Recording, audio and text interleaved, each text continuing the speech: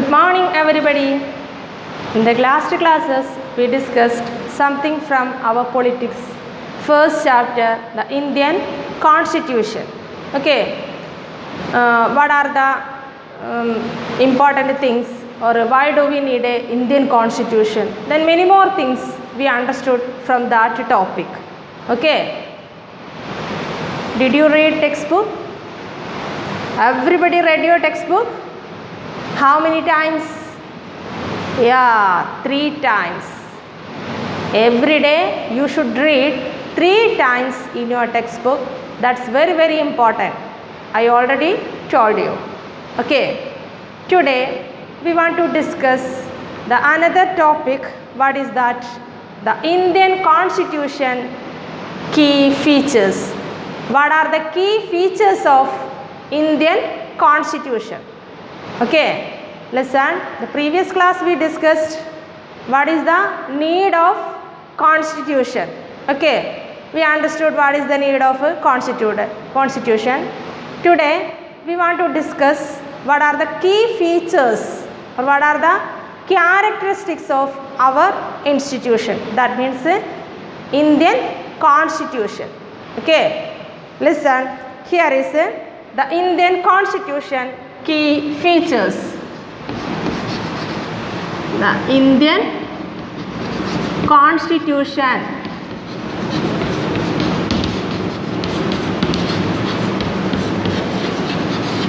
key features. What are the key features of Indian Constitution? Okay, can you say what are the key features of Indian Constitution? What are the key features of Indian Constitution? What is the speciality of India? Okay, here we know that more than one government. That is the first feature of Indian Constitution, federalism. What is the first feature? Federalism. Firstly, we know that federalism is the first feature of our constitution. That means Indian Constitution. Then another important things, in which system here is or which type of government. We elected some representatives that we call parliamentary form of government. But what is the another feature or what is the another characteristics? Parliamentary form of government. Okay, what is the second one? Parliamentary form of government. Parliamentary form of government. Parliamentary form of government. Then here we know one thing, all powers are concentrated only one person, that is monarch. We already studied earlier.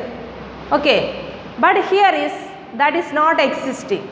Here is dividing these powers.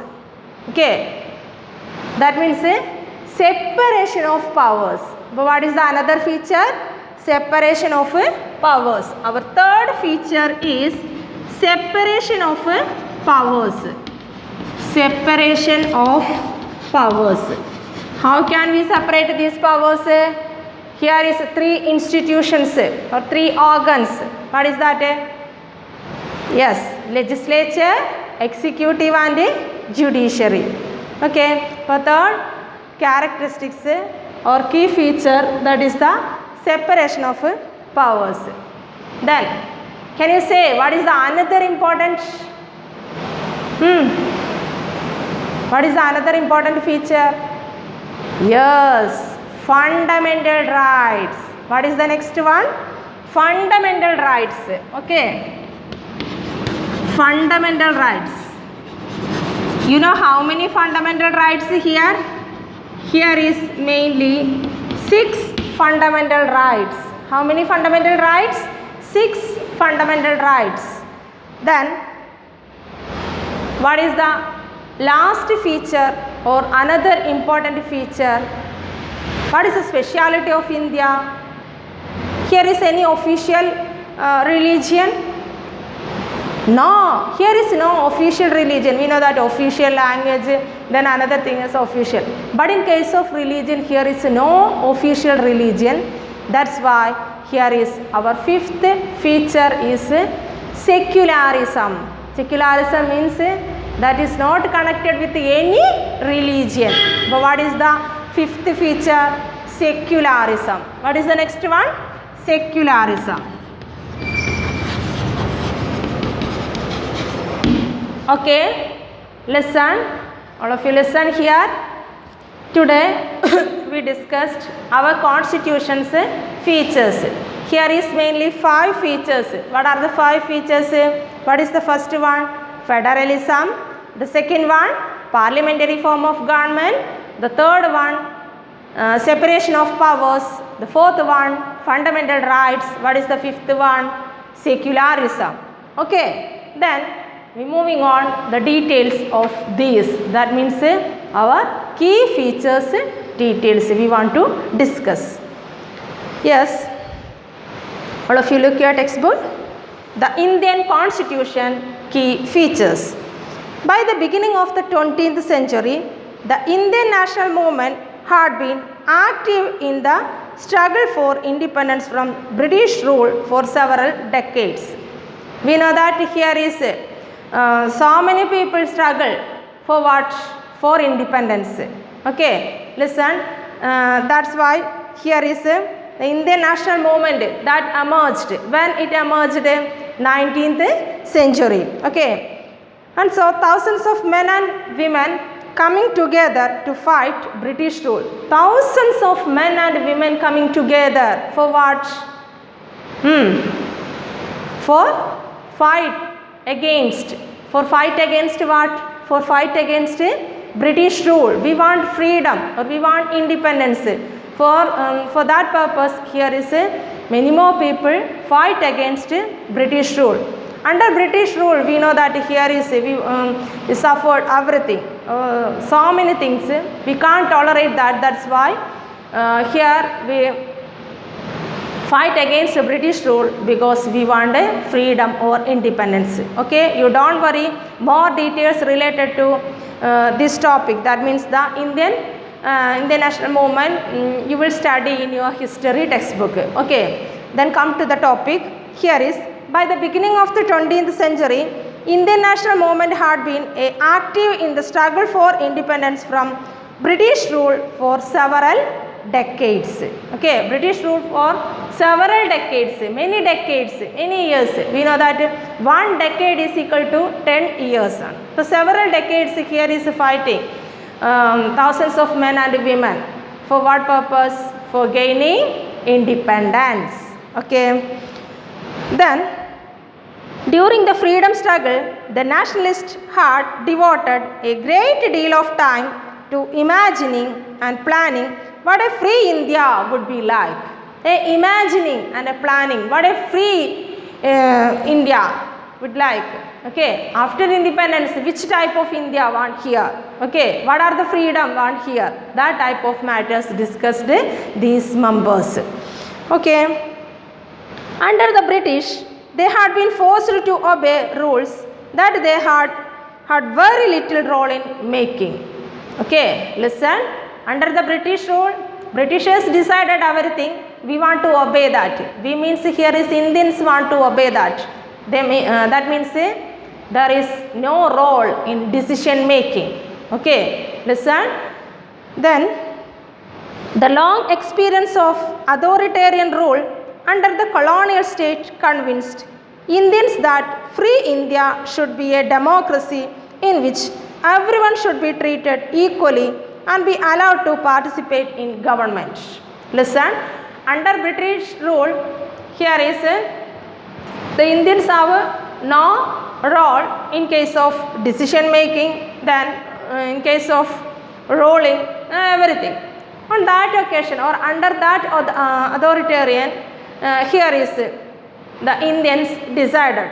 After independence, surely here is all people should participate decision making and also that people involved in ruling things or here is rulers. Then the long experience of the authoritarian rule under the colonial state convinced Indians that free India should be a democracy in which everyone should be treated equally. Everyone should be treated equally. That means here is, we already wrote one fundamental rights, here is included right to equality. That means here is no classification among the people. All are equal.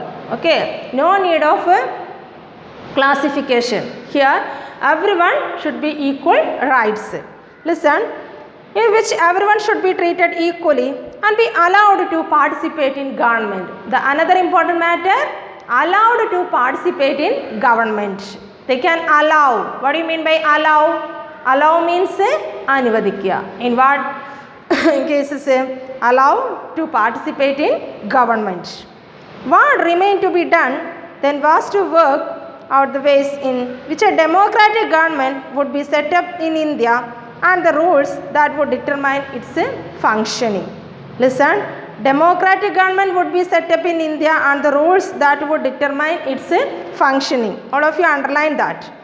This was done not by one person but by a group of around 300 people who became the members of the Constituent Assembly in 1946, who met periodically for the next 3 years to write India's constitution. Here is Indian constitution. The constitution makers decided one thing, that means all people want to equally treated and also everyone should participate in the decision making. Then here is and also a part of government. Then not all people, we want to elected some people, that means the representatives. Later we want to discuss more details related to this topic. Listen, now here is the decision makers, they took nearly 300 nearly 300 people or around the 300 people who became the members of the Constituent Assembly. Okay, these people included in the members of the Constituent Assembly in 1946, who met periodically for the next 3 years to write India's constitution. Nearly 3 years they took for what? For making Indian constitution. How many members? 300 members. Okay. Then what is the duration for making Indian constitution? Nearly 3 years.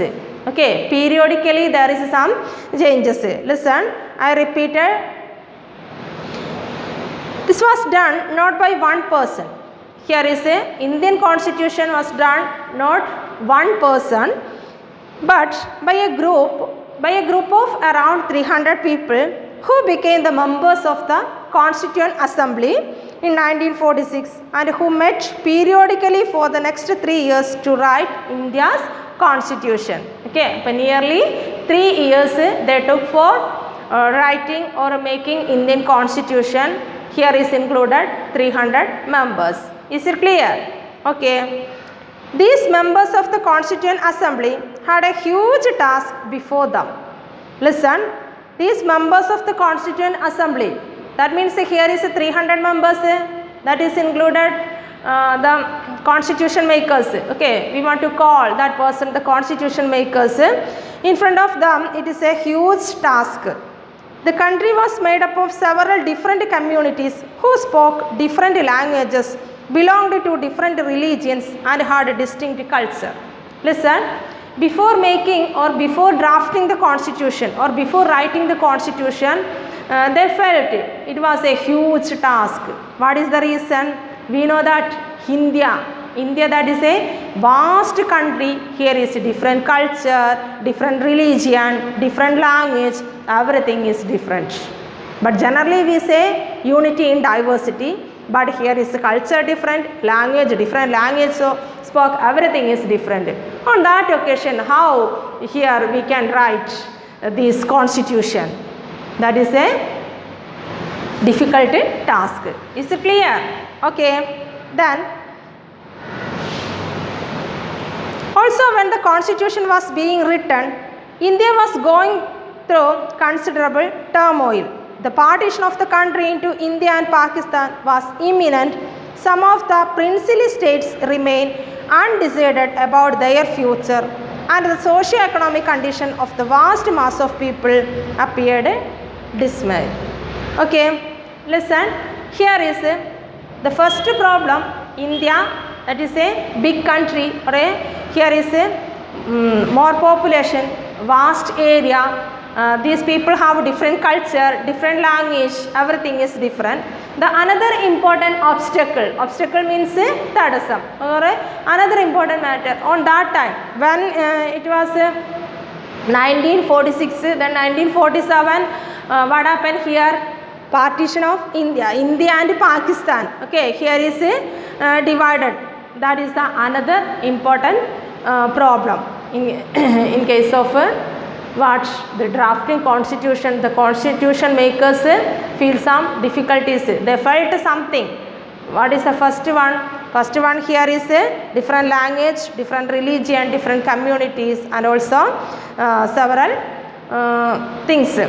Another important matter here is a partition that also affected some princely state. They have no idea about what is their future. Okay. All of these issues played on the mind of the members of the Constituent Assembly as they drafted the Constitution. Listen, as they drafted the Constitution, the Constitution makers drafted the Constitution. On that occasion, their mind full of these type of controversies. Okay, what are the controversies? Here is a different community, different language, different culture, and also partition. India and Pakistan divided here is that also the another problem. On that occasion, how can we write this Indian Constitution, or how can we draw, or how can we draft this Indian Constitution? That is a big problem, that is a big task. All of these issues played on the minds of the members of the Constituent Assembly as they drafted the Constitution. They rose to the occasion and gave this country a visionary document that reflects a respect for maintaining diversity while preserving the national unity. The final document also reflects their concern for eradicating poverty through socio-economic reforms, as well as emphasizing the crucial role the people can play in choosing their representatives. Listen, here is the final document also reflects their concern for eradicating poverty. Listen, the final document, there some consultation, they consult eradication of poverty. Eradication of poverty means avoiding poverty. What is the meaning of poverty? Poverty means daridryam. Okay, we want to avoid the shortage of food. Okay, then and also how it eradicates the poverty? Through socio-economic reforms, as well as emphasize the crucial role the people can play in choosing their representatives. Then another important thing, the people can choose, we can choose our representatives through election. Okay, we can select our rulers through election process. Okay, we can choose our representatives. That is the another important thing. Is it clear? Now we discussing what are the key features of Indian Constitution. Before discussing these points, here is some introductory part. In which occasion here is our constitution makers draft our Indian Constitution. Okay, then listed below are the key features of the Indian Constitution. Okay, we already listed here what are the key features of Indian Constitution. The first one, federalism. The second one, parliamentary form of government. The third one, the separation of powers. The fourth one, the fundamental rights. The fifth one, secularism. These are the 5 important features of Indian Constitution. Then, while reading this, keep in mind the above mentioned concerns of diversity, unity, socio-economic reform, and representation that the authors of this document were grappling this. Okay, grappling means here is right.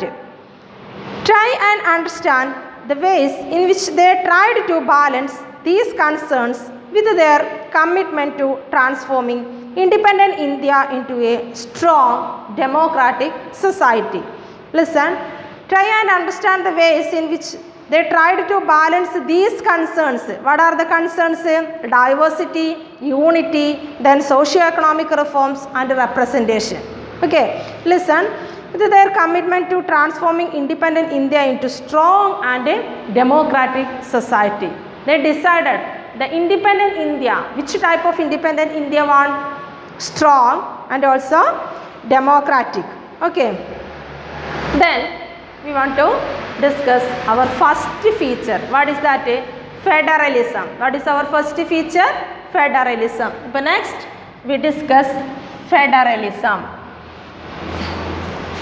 This refers to the existence of more than one level of government in the country. Please underline that. What is federalism? When you hear this word, what? Federalism or federal government, you think about, oh, more than one government. Okay, what is that? More than one government.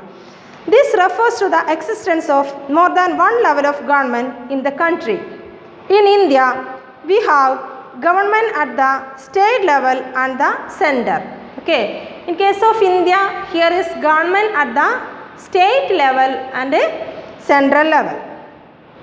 Panchayati Raj is the third tier of government, and you have read about in this your class 6 book. You already studied earlier. Am I right? Okay, listen. Here is a state government, central government, then Panchayati Raj. Okay, here is included a state, central, then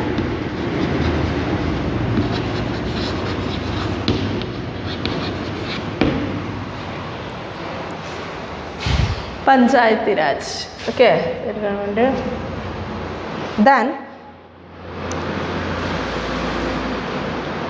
we looked at the functioning of the state government in your class 7 book, and this year we will read more about the central government. Okay, we already studied earlier what is the role of Panchayati Raj, what is the role of the state government. You already studied earlier. This year we want to more concentrate central government, the powers of central government. Okay, the vast number of communities in India meant that a system of government needed to be devised that did not involve only persons sitting in the capital city of New Delhi and making decision for everyone.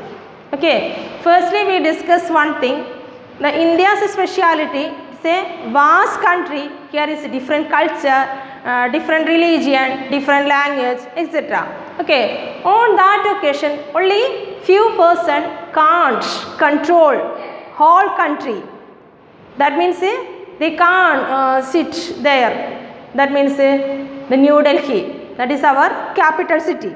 Listen, I repeat, the vast number of communities in India meant that a system of government needed to be devised that did not involve only persons sitting in the capital city of New Delhi and making decision for everyone. That is not practical.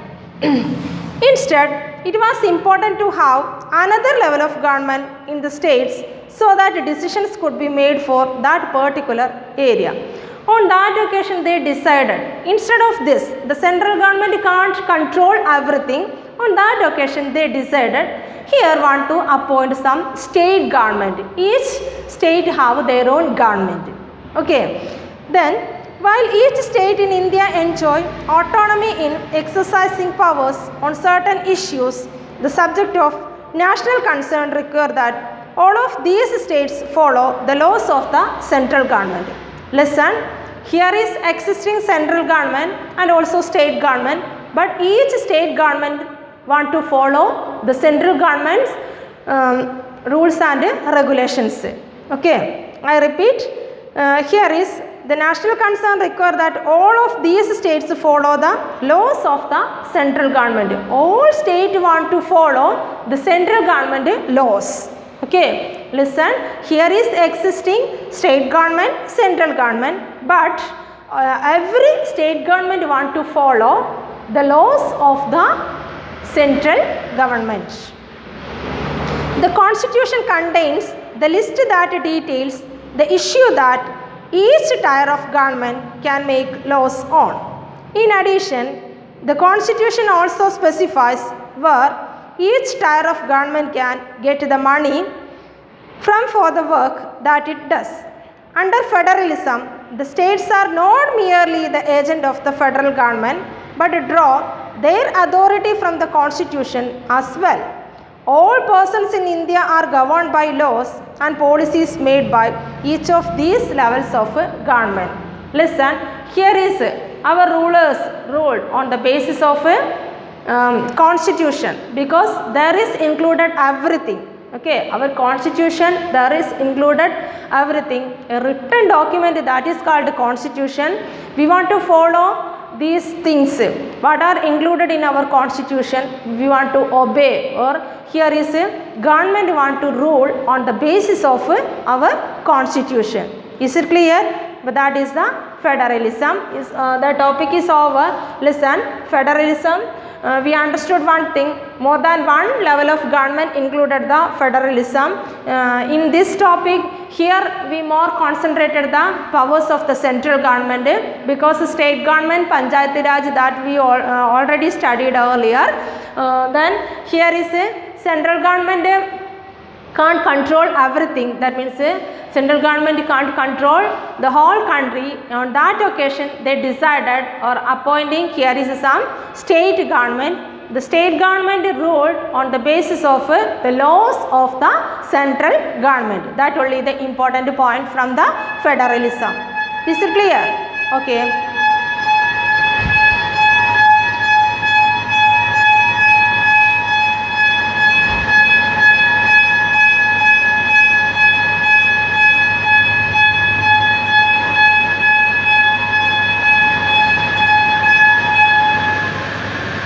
The next one is the parliamentary form of government. Our second thing, that is the parliamentary form of government. The second feature of Indian constitution, parliamentary form of government.